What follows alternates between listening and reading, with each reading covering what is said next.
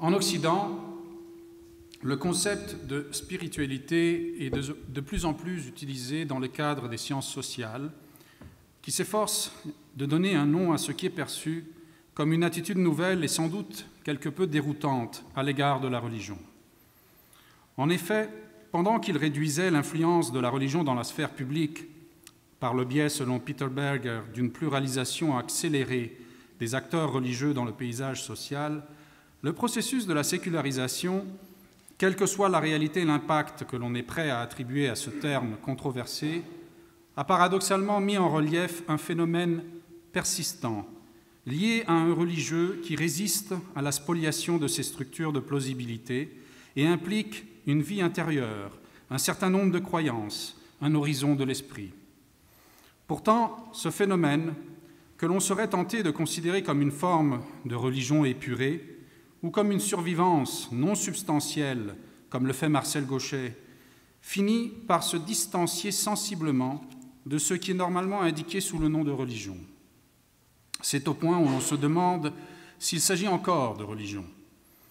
Mais pour répondre à cette question, il nous faudrait tenir une définition précise et raisonnablement partagée de ce qu'on entend par ce terme, et ce n'est pas le cas. Nous ne pouvons alors que prendre acte d'un changement significatif qui, au fond, ne fait que refléter les transformations de la société et de la culture. S'il est vrai que l'on vit désormais dans un monde post-moderne, alors il est légitime de se demander, ainsi que l'a fait Zygmunt Bauman, s'il n'existe pas également une religion post-moderne.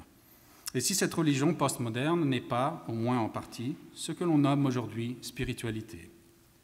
Quoi qu'il en soit, force est de constater que tout en étant affaibli dans son rôle, ou plutôt dans son monopole socio-culturel et dans ses institutions traditionnelles, la religion occidentale a paru survivre sous une forme quelque peu désincarnée dans l'esprit des gens.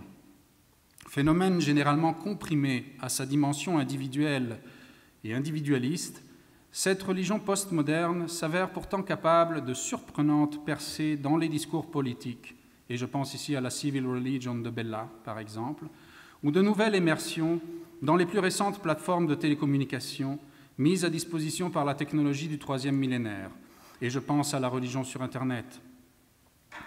Il ne s'agit ici que de deux exemples qui montrent néanmoins comment la religion s'avère capable de suivre les transformations de la société, certes au prix de profondes transformations dans ce que l'on considérait jusque-là être sa nature profonde.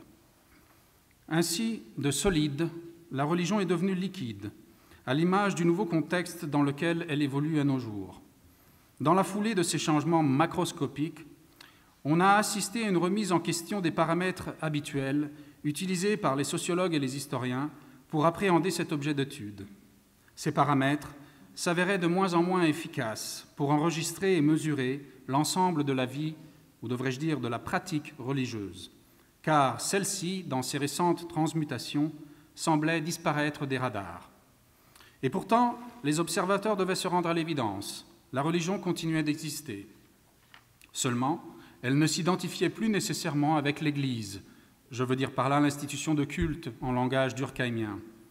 C'est alors que Thomas Luckmann a proposé le concept de religion invisible, dans le but de discerner ce qui échappait de plus en plus au contexte institutionnel, mais demeurait significatif au niveau individuel.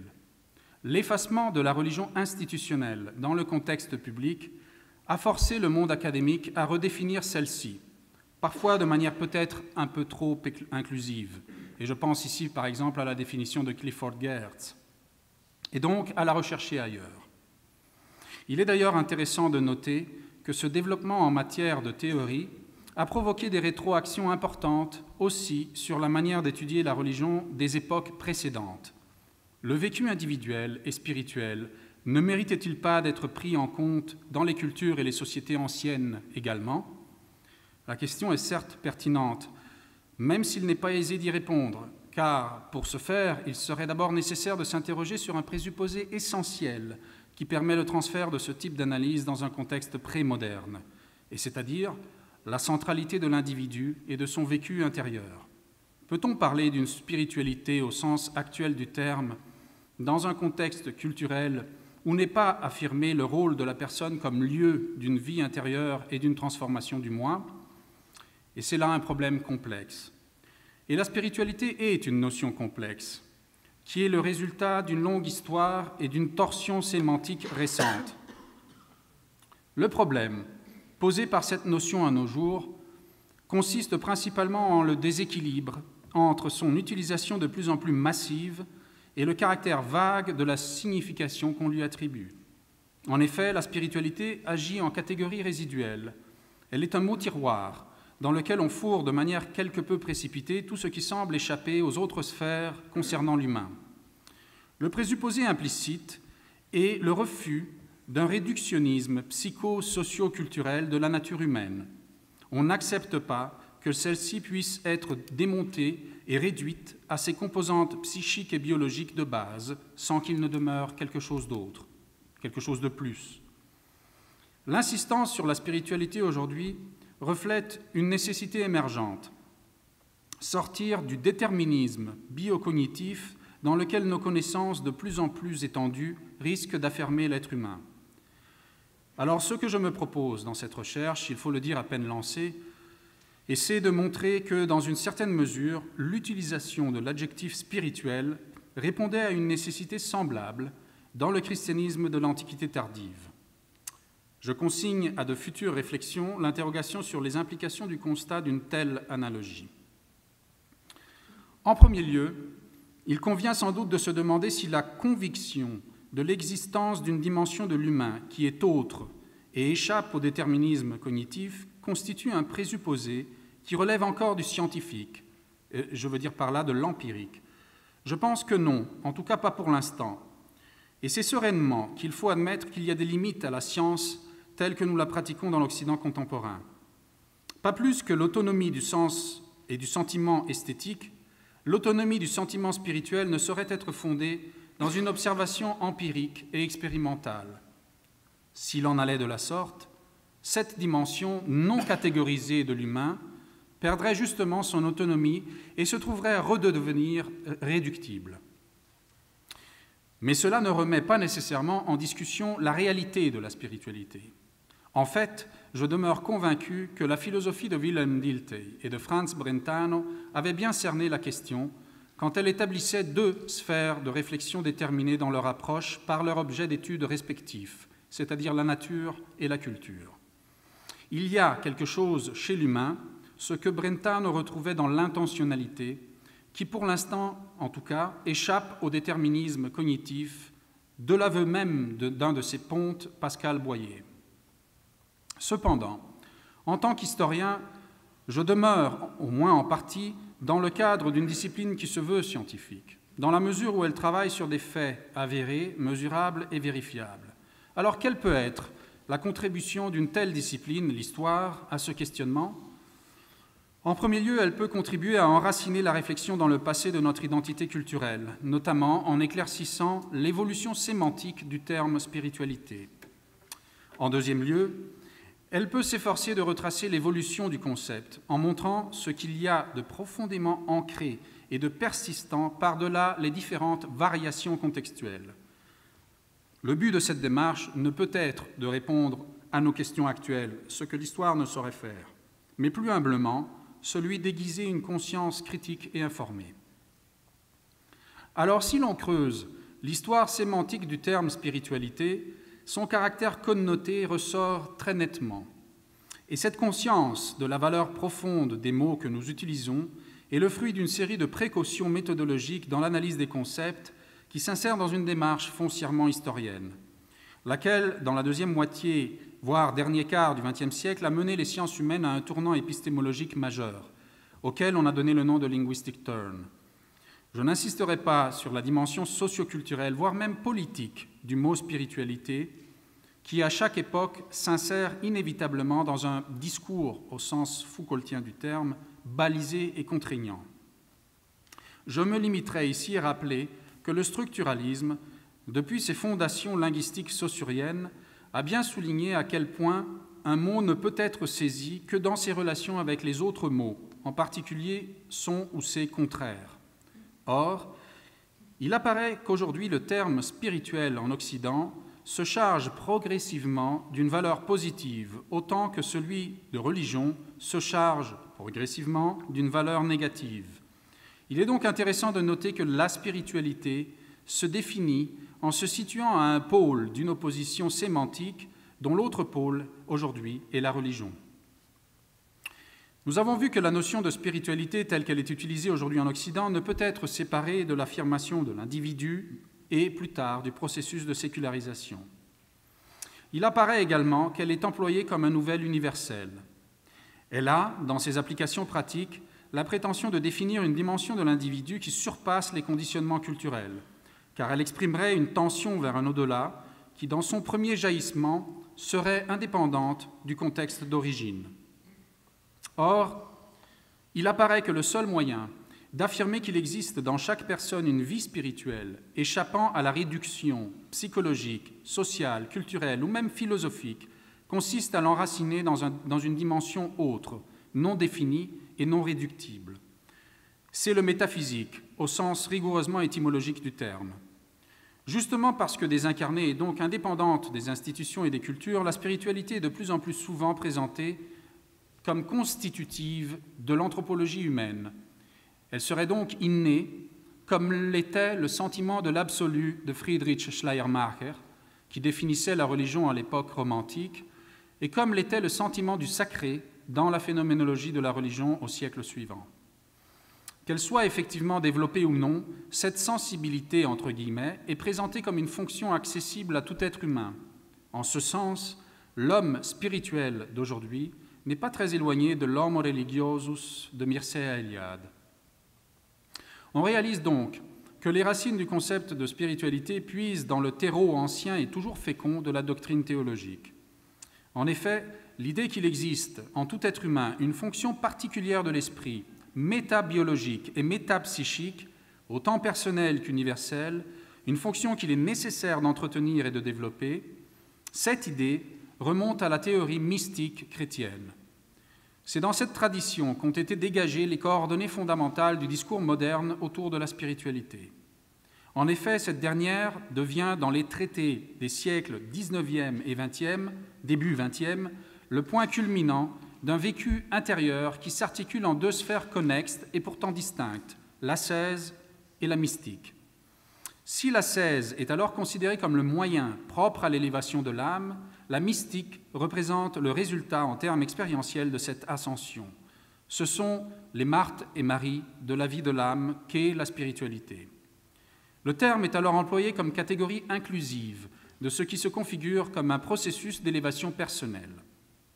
Cette conception éminemment théologique et post-romantique de la spiritualité aboutit à la publication, un exemple dont la valeur symbolique ne saurait être sous-estimée, d'une œuvre majeure, un instrument incontournable dans le domaine des études sur le christianisme, une encyclopédie qui témoigne de par son seul titre de la conception théologique sous-jacente. Il s'agit donc du monumental dictionnaire de spiritualité ascétique et mystique, émanation de la Compagnie de Jésus, qui compte plus de 60 000 pages en 17 tomes et dont la publication chez Beauchesne s'est étendue entre 1932 et 1995. L'utilisation de la notion de spiritualité dans la théologie chrétienne de la première moitié du XXe siècle reflète une acceptation, sur le plan de la doctrine, du caractère positif et profitable pour le fidèle de l'entretien d'une sainteté intérieure qui se distancie dans une certaine mesure du rituel et de l'institutionnel. Il y aurait long à dire sur l'histoire de cette acceptation souvent remise en question, mais il suffira de rappeler qu'elle survient après une longue période de suspicion, sinon de refus.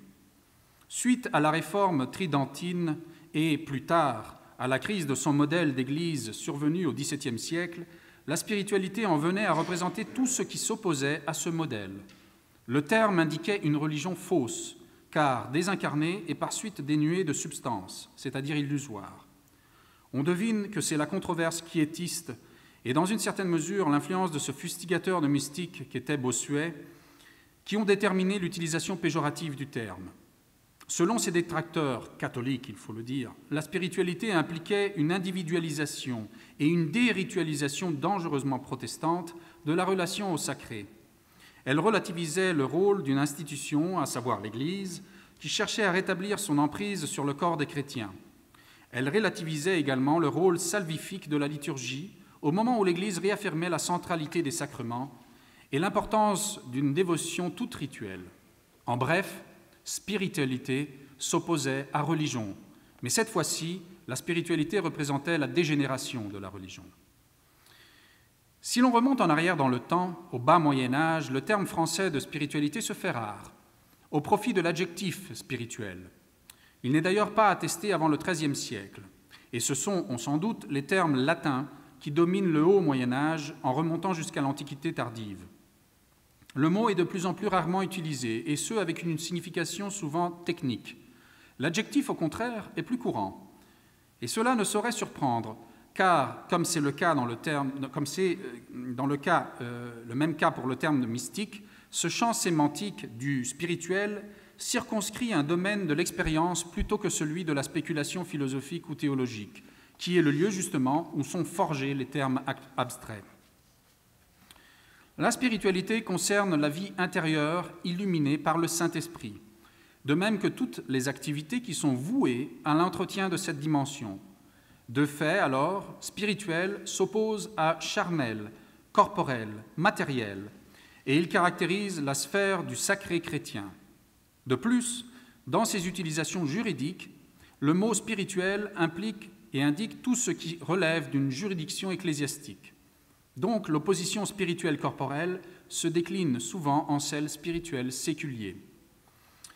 L'histoire sémantique de cette période a été étudiée, entre autres par Solignac et Leclerc. Il est toutefois profitable de rappeler que la toute première attestation du mot latin spiritualitas se trouve dans l'œuvre de l'ascète breton Pélage, on est au début du Ve siècle, où il est utilisé pour désigner cette vie de l'Esprit Saint à laquelle doit adhérer le chrétien baptisé. Nous atteignons là une constante dans l'utilisation du terme spirituel de l'Antiquité jusqu'à la première moitié du XXe siècle, à savoir sa dépendance de la notion juive d'abord et chrétienne ensuite d'esprit divin. Car c'est bien de là que vient la resémantisation chrétienne de cet adjectif qui auparavant désignait le souffle du vent au sens atmosphérique du terme. Naturellement, avant même la diffusion du spiritualis latin, c'est l'adjectif grec correspondant, pneumatikos, qu'il faut examiner afin de comprendre les conceptions des premiers chrétiens. C'est Paul de Tarse qui a sémantiquement lié l'adjectif pneumatikos à l'Esprit Saint dont parle Jésus et qui infuse la vie chrétienne depuis la Pentecôte. Et c'est en ce sens que la patristique a utilisé ce terme dans le courant des premiers siècles. De Paul jusqu'à la cité céleste d'Augustin, spirituel est un qualificatif qui peut se coller à toute réalité de ce bas monde, afin de la redéfinir selon une perspective autre, inaugurée par l'apparition de l'Esprit Saint. On connaîtra alors d'innombrables attributions de cette qualité spéciale, dont je me limite ici à quelques exemples. Père spirituel, Église spirituelle, citoyenneté spirituelle, vie spirituelle, sagesse spirituelle, exégèse spirituelle, et ainsi de suite. Spirituel est de fait synonyme de céleste et indique une dimension supérieure de l'être, lieu idéal où toute chose temporelle trouve son équivalent intemporel illuminé par la grâce divine. Sans doute trouvera-t-on un lien entre l'influence du platonisme sur la théologie patristique et l'emploi de l'adjectif pneumatikos. Pour conclure, dans le cadre de cette intervention, il convient de souligner un développement tout à fait singulier dans l'utilisation de la catégorie spirituelle dans l'Antiquité tardive. À cette époque, et je vise ici le IVe siècle, une transformation majeure était en cours dans le monde chrétien. Avec l'établissement du christianisme comme religion légitime d'abord et religion d'État ensuite, la vie religieuse change. Ce monothéisme, qui auparavant impliquait une rupture radicale avec la culture ambiante, devient progressivement le marqueur identitaire de tout bon citoyen de l'Empire. Les auteurs de l'époque se sont plaints de cette situation où la pratique religieuse ne reflète plus directement un mouvement de l'esprit, mais seulement une conformation à la norme sociale. Ce n'est peut-être pas un hasard si précisément à cette époque connaît son essor le mouvement monastique, qui insiste tout particulièrement sur la vie intérieure. On le constate, par exemple, dans la réinterprétation du phénomène de la conversion qui est proposée par ces nouveaux théoriciens de l'ascèse qu'étaient les moines. D'événements social en perte de pertinence, car les chrétiens le sont de plus en plus de naissance, la conversion devient un exercice spirituel. Et c'est dans le cadre d'un mouvement religieux de virtuoses de la renonciation, les moines toujours, que se développe pour la première fois dans le christianisme une théorie psychologique de l'esprit humain qui vise à comprendre les mécanismes de l'intériorité afin de pouvoir les discipliner. Le but ultime est la libération de l'homme des contraintes du péché. Cependant, suite à cette réflexion approfondie sur l'âme humaine, ce péché est identifié avec les mouvements pulsionnels implantés dans l'homme par la nature, encore qu'une nature corrompue par la chute d'Adam, bien sûr. Ce dont prend conscience le moine, c'est le caractère contraignant de sa corporalité et de sa vie psychique. Et cette contrainte est comprise dans les termes culturels de l'époque, où l'univers est conçu comme un tout qui se meut de concert. Les archontes célestes propulsent les astres sur leur orbite, déterminant un mouvement qui correspond à celui qui a lieu sur Terre, et même à l'intérieur de l'être humain. C'est la célèbre relation entre macrocosme et microcosme, celle qui explique la notion de destin déterminé par les étoiles.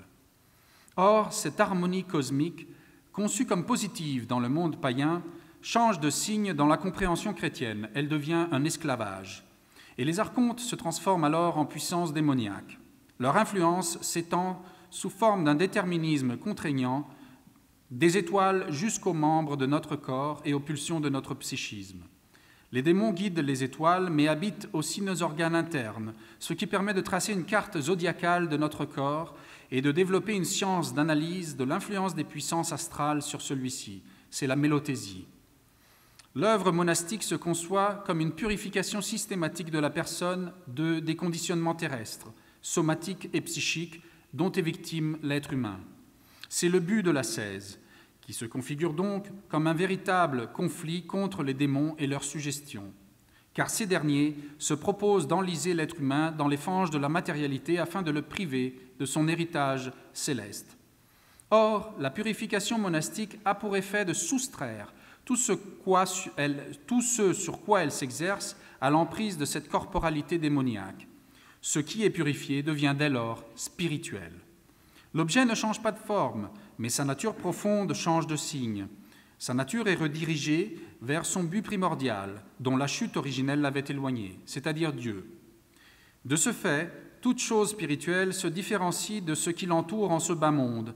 Elle appartient désormais à une dimension autre, supérieure.